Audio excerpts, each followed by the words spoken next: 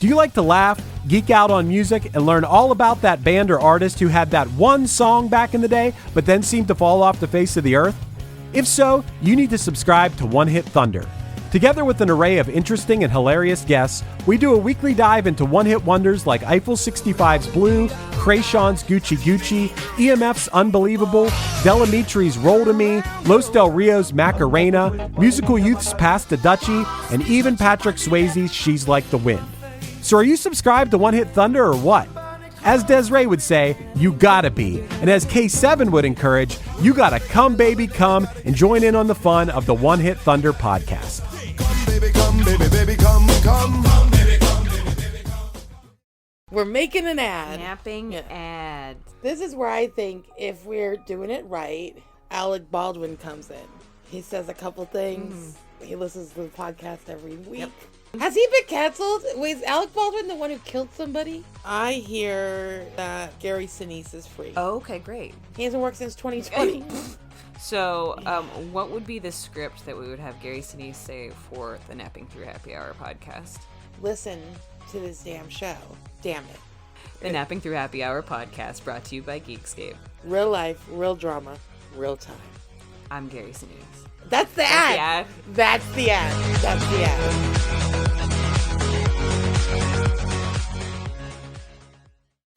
Do you like to laugh, geek out on music, and learn all about that band or artist who had that one song back in the day, but then seemed to fall off the face of the earth? If so, you need to subscribe to One Hit Thunder. Together with an array of interesting and hilarious guests, we do a weekly dive into one-hit wonders like Eiffel 65's Blue, Krayshawn's Gucci Gucci, EMF's Unbelievable, Delamitri's Roll to Me, Los Del Rio's Macarena, Musical Youth's Pass the Dutchie, and even Patrick Swayze's She's Like the Wind. So are you subscribed to One Hit Thunder or what? As Desiree would say, you gotta be. And as K7 would encourage, you gotta come baby come and join in on the fun of the One Hit Thunder podcast. Come, baby, come, baby, baby, come, come. Come, baby, come, baby, baby, come.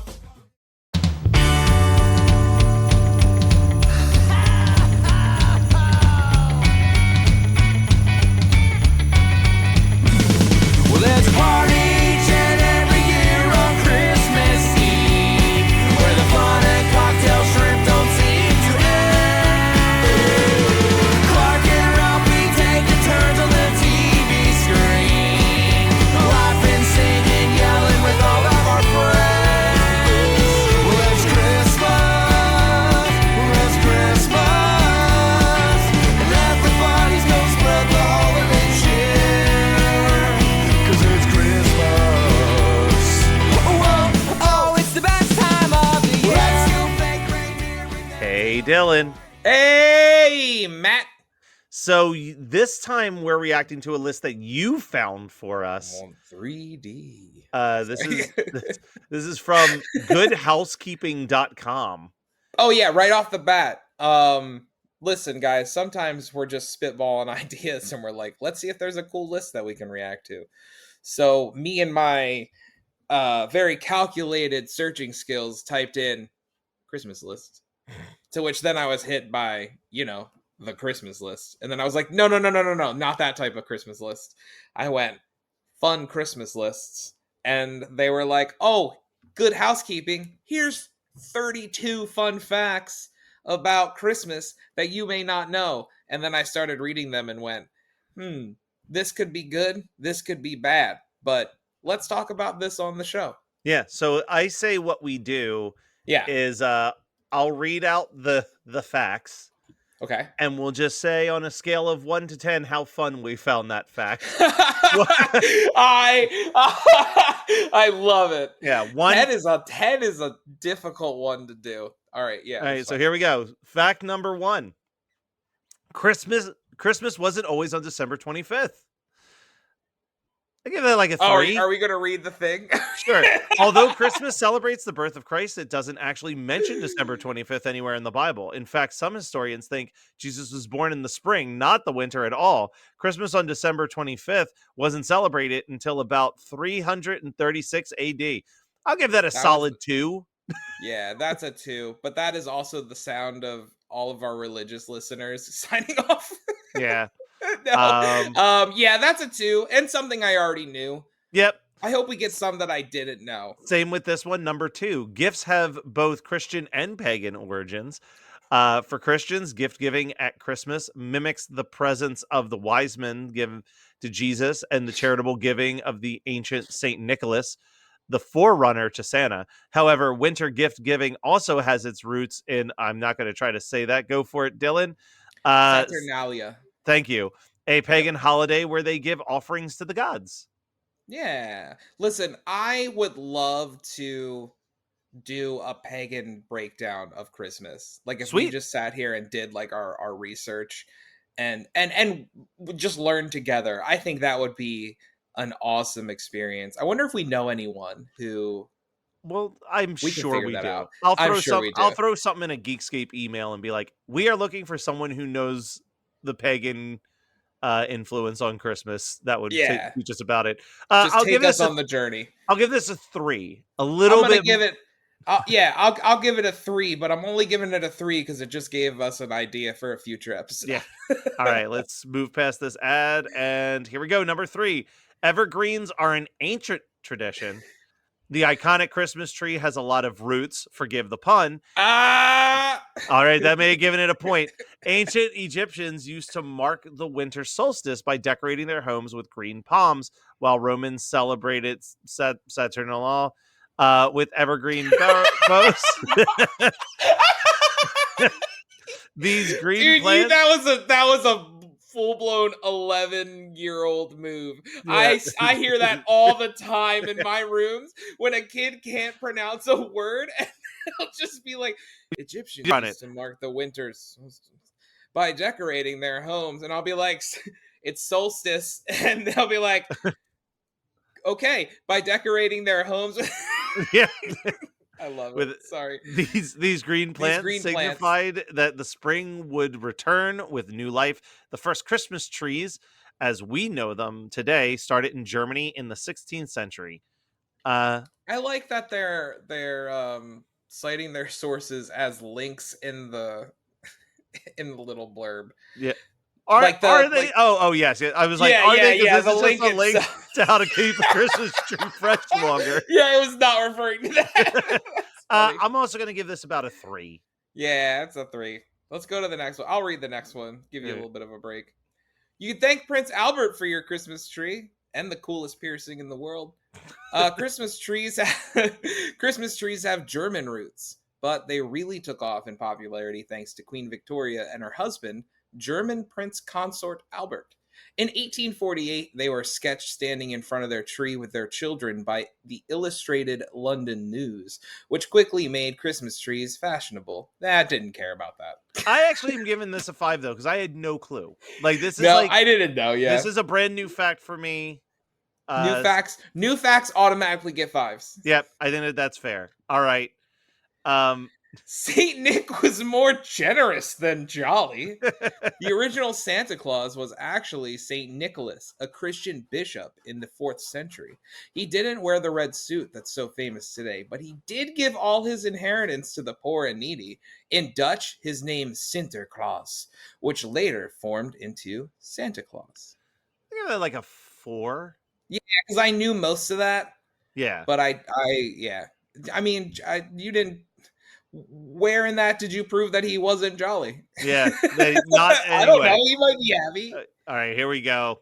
Go for it, Dylan. Coca-Cola played a part in Santa's image. Now, listen, I did know this, but I love it. I love this factoid. It makes me so happy. Listen, I'm giving this a 9 or yeah, a this 10. is going really high on the fun scale. Let's see what they tell us here, but continue. Santa wasn't always the jolly man in red.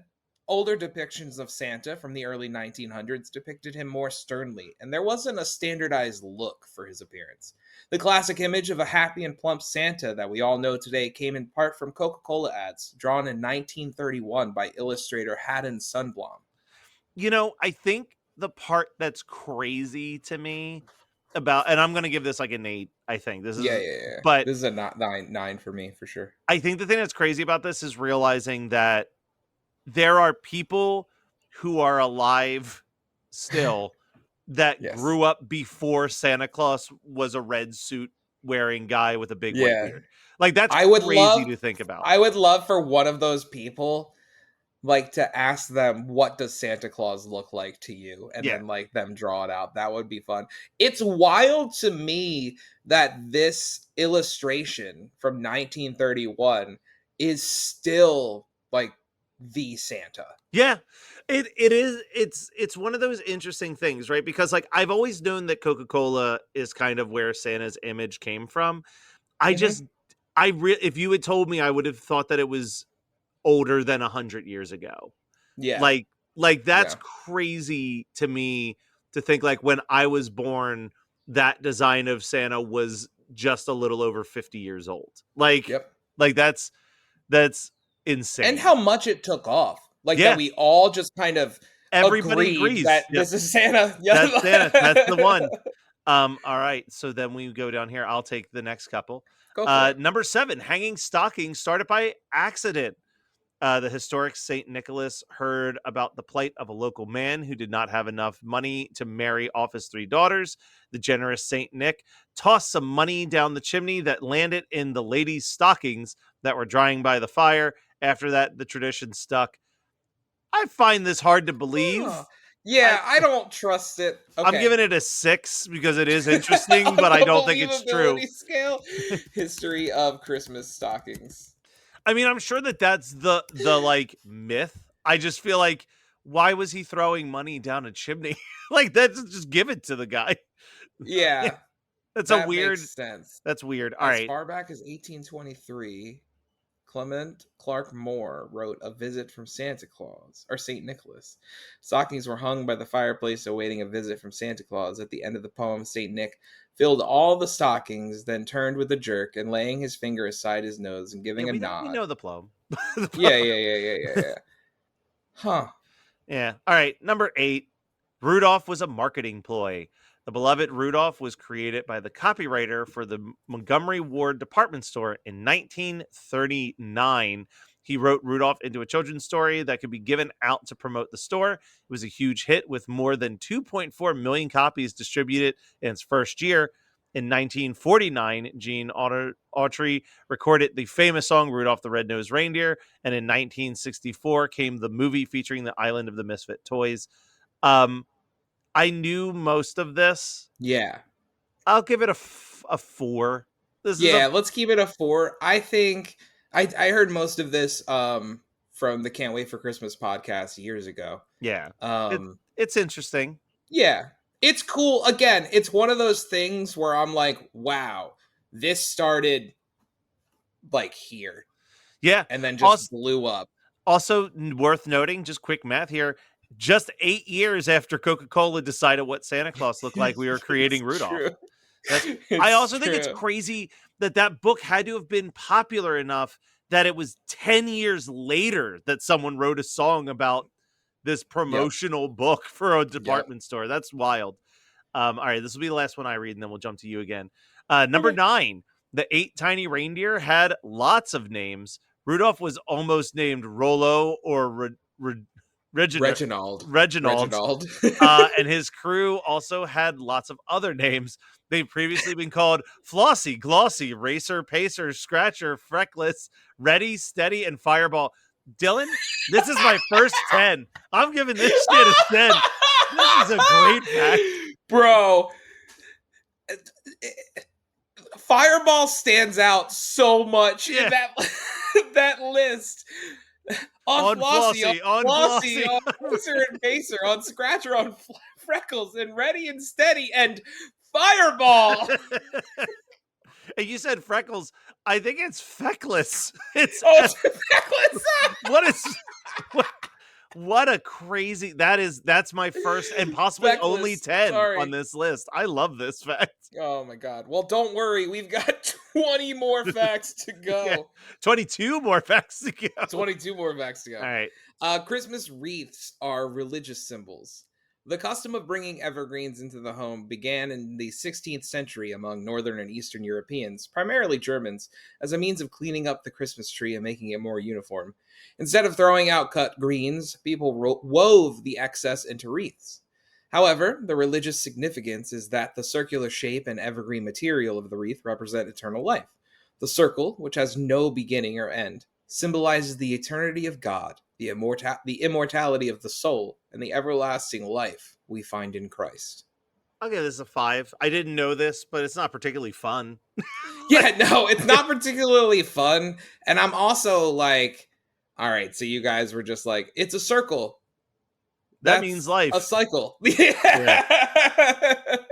All right, we do know this one, but I do love this fact. Yes, I Go love for this fact. Jingle Bells was originally a Thanksgiving song. It's my favorite Christmas fact to bring up to my students. Yep. Turns out we first started dashing through the snow for an entirely different holiday. James Lord Pierpont, Sure. or Pierpont, Pierpont wrote the song called One Horse Open Sleigh for his church's Thanksgiving concert in the mid-19th century. Then, in 1857, the song was re-released under the title we all know and love, and it's still among the most popular Christmas songs today. You know what I imagine happening? I imagine somebody at that church's Thanksgiving concert, like, picking up the phone and being like, hey, it's your brother, Marvin. Marvin Berry. Yeah. Marvin Pierpont, you've got to hear this. Yeah. You know that Thanksgiving song you were looking for? Well, Listen to also, this. Like, not for nothing, this kind of changes my feeling of this factoid, right? Okay. Because Yeah. I always thought, like, it doesn't really describe Thanksgiving to me. So Yeah. if the song is debuted at the Thanksgiving concert, I also feel like Thanksgiving is the kickoff to Christmas. Yep. Yeah. Like by the end of Thanksgiving, you should be listening to Christmas songs. Yeah. I mean, it's still an interesting fact, but I don't know about It's that. another one of those where it's wild to me that this song that was written for a church's Thanksgiving concert blew up to be known by at least every single person in the United States. Like, Yeah. Now, and outside of the United States. and outside of the United States, your like last fact. space. Astronauts broadcast Jingle Bells from space. 9 days before Christmas in 1965, astronauts Wally Schirra and Tom Stafford aboard the Gemini 6 told Mission Control that they saw an unidentified flying object about to enter Earth's atmosphere, traveling to the polar orbit from north to south. Just as things got tense, they interrupted the broadcast with Jingle Bells, as Wally played a small harmonica accompanied by Tom shaking a handful of small sleigh bells. Dylan, we've got my second pen here, baby. This is a 10, dude. I hope the astronauts played it up. They're like, guys, there's something outside. Oh no. Oh my god, guys. guys! Ah! And then it just goes quiet. And you just hear... Well, my favorite part is like imagining the scenario where they're just like sitting in the spaceship and he's like, hey, I got an idea. You gotta go with me on this one. I think this will be really funny. We're making an ad. Napping ad. This is where I think if we're doing it right, Alec Baldwin comes in. He says a couple things. He listens to the podcast every week. Yep. Has he been canceled? Is Alec Baldwin the one who killed somebody? I hear that Gary Sinise is free. Oh, okay, great. He hasn't worked since 2020. So, what would be the script that we would have Gary Sinise say for the Napping Through Happy Hour podcast? Listen to this damn show. Damn it. The Napping Through Happy Hour podcast brought to you by Geekscape. Real life, real drama, real time. I'm Gary Sinise. That's the ad. That's the ad. That's the ad.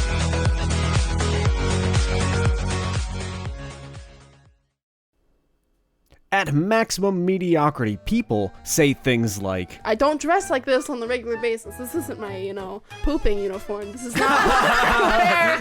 and they also say things like, The nurses are usually either angels of mercy or whores. every episode is a new experience where you get to know people that aren't famous but should be. Why am I facing Floyd Mayweather in the woods? My co-host Morgan and I track down the people you didn't know you needed to hear from. It's like hot sex in a mug. We are the Maximum Mediocrity Podcast, and we are on all major podcasting platforms.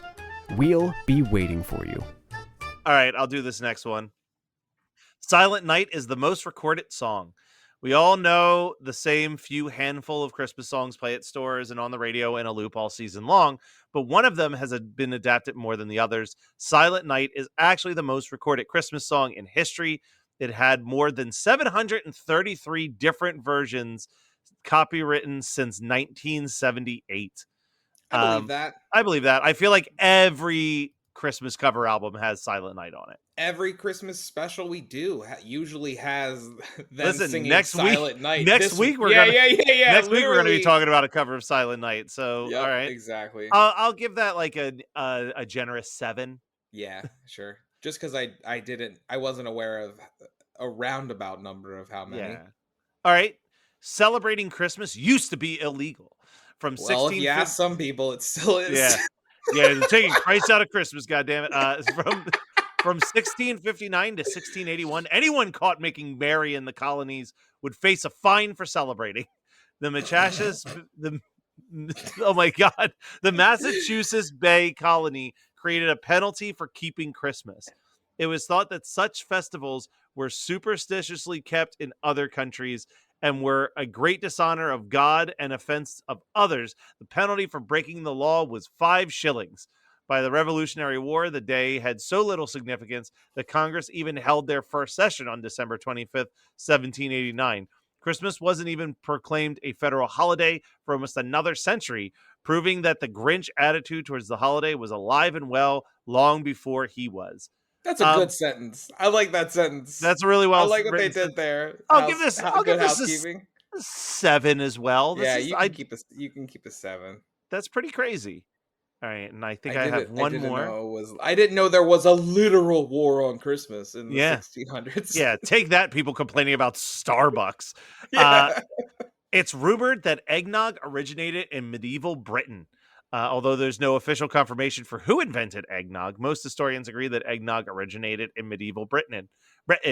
Eggnog was an upper-class luxury since they were the only ones who had access to milk, sherry, and eggs required to create the original version. Monks in the Middle Ages added figs and eggs and called the drink post, while the wealthy kept with the simple recipe and used it for toasts and big events. Research shows that eggnog most likely became associated with the holiday due to the lack of refrigeration. It became a drink for the more common man in America because of larger farming opportunities and more access to cows and chickens. Yeah, we used to. Yeah. I believe that word is posset. Posset. Thank you. I'll give this a solid 6. Yeah, the thought of drinking eggnog during the medieval periods, or being I picture myself in Game of Thrones and then just downing a cup of eggnog makes me want to vomit. Yeah. Here, let's speed run some of these facts, and we'll only read if there's context that we need from it. Yeah. Here, you 16. can do this next one. Christmas decorating sends nearly 15,000 people to the ER, which is definitely what I feel like we need to know more about. Yeah, please read this one. If you've ever watched Clark Griswold decorate his house in Christmas Vacation, this stat likely doesn't shock you. In fact, the Consumer Product Safety Commission's most recent news releases estimates that 14,700 people visit hospital emergency rooms each November. Oh, okay, this fact isn't as fun as I thought it was. No, which is about 240 injuries per day. The most common accidents involve falling, lacerations, or back strains. I thought this fact was going to be how Christmas sent 15,000 people to the ER at once. Oh yeah, no. I'll give this a solid 5. Didn't know this, but it's 4. not. It's yeah. fine. Then I'll do this next one. Santa has his own Canadian postal code. Let's see. The program took off. They set up a postal code for Santa as part of the Santa Writing Program Initiative. HOHOHO. So, love that. In no world, unless it was around Christmas time, would I have picked up that was a Christmas HOH space OHO. I get it. But the way it's written, I would have never put that together. Never in a million years. But I'll give that a 6. That Yeah. is interesting and fun. Here, you can do this one. Dry Christmas trees spark more than joy. And this is information on how many fires are caused during Christmas. About 260 fires in the United States each year, resulting in an average of 12 deaths, 24 injuries, and 16.4 million in property damage. Well, that's not particularly fun. I'm going to give that That a is 4. not a fun fact. That is a zero. That is a zero from me, good sir. There's zero fun in that fact. Oh, here's a crazy fact. We ship a lot of packages at the holidays. That's All right, a keep 1, going. baby. Yeah, 11.7 billion pieces of mail. Yeah, we got it.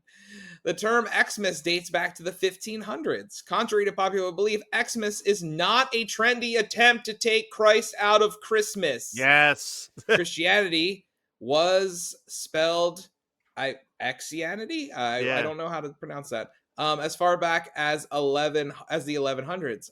X or chi is the Greek first letter of Christ. So X, and back in the 4th century, Constantine the Great often referenced the shorthand version. Some say it was as early as 1021 that the abbreviation Xmas was was used to reference the holiday, which was later shortened to Xmas. Oh yeah. I had to Oh, go yeah. past the beat it curtain as a kid to get a copy of Xmas. Oh yeah, dude. We are 100% bringing Xmas back. Please. That is next year. We are calling it Xmas. All right, there's another. Oh, that one I'm gonna give. That's like an 8. That's actually a really I fascinating. really like that fact. That's a fact that I will share with more people. I will Yes. not share this fact with Aggressively. people. This is going to be a 1. A majority of Americans celebrate Christmas. Yeah, Yeah, no sure, fucking 1. shit. Yeah, 85% of us, apparently. Yeah. All right, Dylan, you can do this one. Only about half of Americans attend Christmas services. Also, kind of no shit. Yeah, More that's a good specifically, old about 1. 51% of American adults attend a religious service on Christmas Eve or Christmas Day, and Yeah. then no other days of the year. Yeah, I'm going to give that a 1 as well. Yeah, 1. Americans spend nearly $1,000 a year on gifts. Yeah. Yeah, On that's- average, I'll give that a 2. $967.13. Yeah, there's a number. Cool. Ooh, mistletoe is an aphrodisiac. The holiday decoration isn't just pretty, it's also an ancient symbol of fertility and virility. The Druids considered it an aphrodisiac. Okay, I thought this was going to have more information of how it is. Yeah. No, it's just, hey, it 4. symbolizes kissing. Yeah, I'll give that a 4. All right. Mistletoe isn't as sweet as it sounds. All right, let me read a little bit about this. Okay, all right. Ooh, this is a two-parter. Yeah, mistle Way to go, thrush good birds housekeeping. eat plants, berries, digest the seeds, and then help the plant germinate with their droppings. The German word for mistletoe literally means dung on a twig. Really makes you want to pucker up, doesn't it? You know what? That one's going to give a 6. That's crazy. Yeah, that's a fun one. That brought the mistletoe fun facts back. Yeah. Turkey outranks ham as a festive favorite. Yeah. That's on my end. Like, I love a fucking Christmas turkey. I feel like the problem with turkey and the reason you just had it. You just had it. I feel like that's why my family does ham, is it feels like literally we just finished killing the Thanksgiving leftovers 2 weeks ago, and now we're back with more of it. I know, but I love another turkey go around.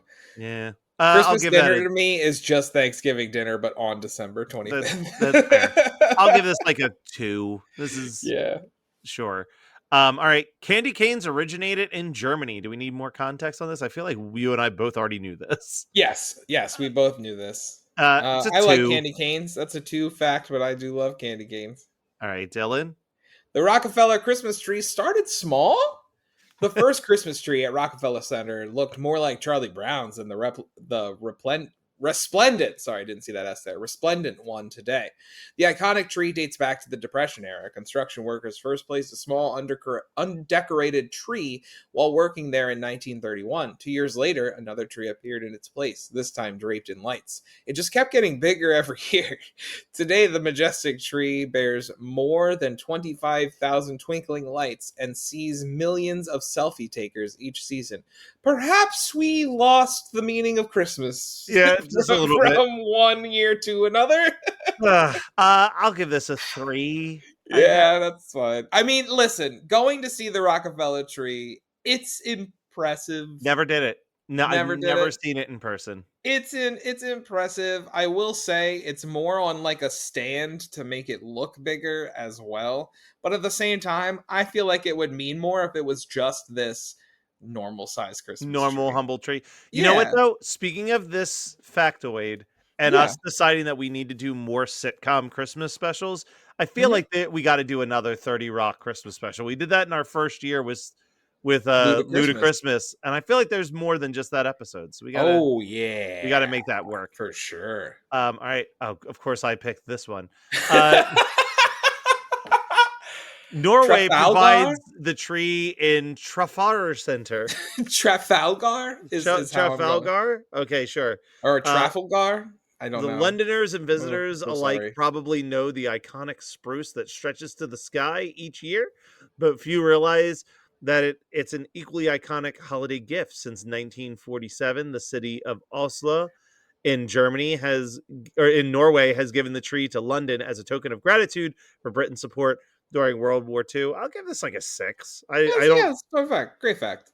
All right, here we go, Dylan. We're in our final 3. This one's you. This Christmas gift held a life-saving secret. During World War II, the United States Playing Card Company joined forces with American and British intelligence agencies to create a very special deck of cards. They distributed them as Christmas gifts to soldiers, but they also helped Allied prisoners of war escape from German POW camps. When wet, individual cards peeled apart to reveal maps of escape routes. That's fucking cool. That's a 9 at least. That is a dope fact. That is I a did really- not know that. Yeah, that's a cool. really- I want to watch that movie. Yeah, we got to get someone on the case to write that one. Yeah. All right. Your Christmas tree likely traveled a bit. Unless you cut it down yourself, your fresh Christmas tree probably spent weeks in the ground before it appeared at your local retailer. And there's likely not much hiking into the woods involved. 98% of American trees today grow on farms, mostly in California, Oregon, Michigan, Washington, Wisconsin, Pennsylvania, hell yeah, and North Carolina. I love a I'll give Christmas this- tree farm. Yeah, I'll give this like a 4. Yeah. I mean, duh. You Yeah. you mean the Christmas tree didn't grow in this lot? Yeah. Like, what are you Jesus. talking about? Of All right, course. Dylan, here's the last one. This is the most fun fact Okay. that Sarah Vincent of Good Housekeeping can come up with. So Shut here up, we go. Sarah. I hope you're doing well. Fact number 32. Tinsel has a storied history. Tinsel was invented in 1610 in Germany.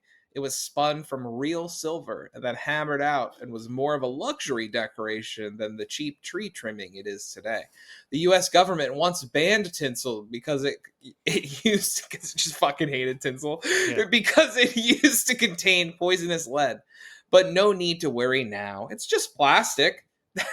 That said, it should still be kept away from young kids and pets since it can be a choking hazard. Are you a tinsel guy? No, dude, this stuff Same. gets everywhere. I'm gonna say a 4 on this. Like, oh, It's like, unless like I think it's fun to hold a lot of tinsel. Like it is just It like, feels oh, wild, this- yeah. This is great. There's a lot of little tiny pieces of plastic in my hand, but like one piece of tinsel is the bane of my existence. Yeah, no, 100%. Well, Dylan, those were in fact facts. They were facts. Some of them fun, some of them not. I do love reacting to some of these lists with you, whether they are just random facts or TV episodes.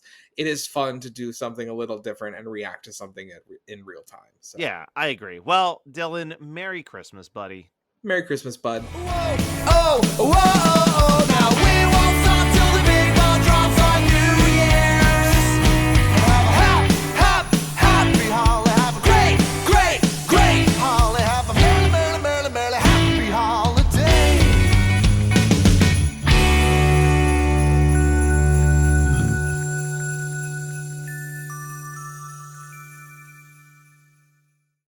Do you like to laugh, geek out on music, and learn all about that band or artist who had that one song back in the day, but then seemed to fall off the face of the earth? If so, you need to subscribe to One Hit Thunder. Together with an array of interesting and hilarious guests, we do a weekly dive into one-hit wonders like Eiffel 65's Blue, Krayshawn's Gucci Gucci, EMF's Unbelievable, Delamitri's Roll to Me, Los Del Rio's Macarena, Musical Youth's Pass the Dutchie, and even Patrick Swayze's She's Like the Wind. So are you subscribed to One Hit Thunder or what? As Desiree would say, you gotta be. And as K7 would encourage, you gotta come, baby, come and join in on the fun of the One Hit Thunder podcast. Come, baby, come, baby, baby, come, come. Come, baby, come, baby, baby, come. We're making an ad. Napping ad. This is where I think if we're doing it right, Alec Baldwin comes in. He says a couple things. He listens to the podcast every week. Has he been canceled? Wait, is Alec Baldwin the one who killed somebody? I hear that Gary Sinise is free. Oh, okay, great. He hasn't worked since 2020. So, what would be the script that we would have Gary Sinise say for the Napping Through Happy Hour podcast? Listen to this damn show. Damn it. The Napping Through Happy Hour podcast brought to you by Geekscape. Real life, real drama, real time. I'm Gary Sinise. That's the ad. That's the ad. That's the ad.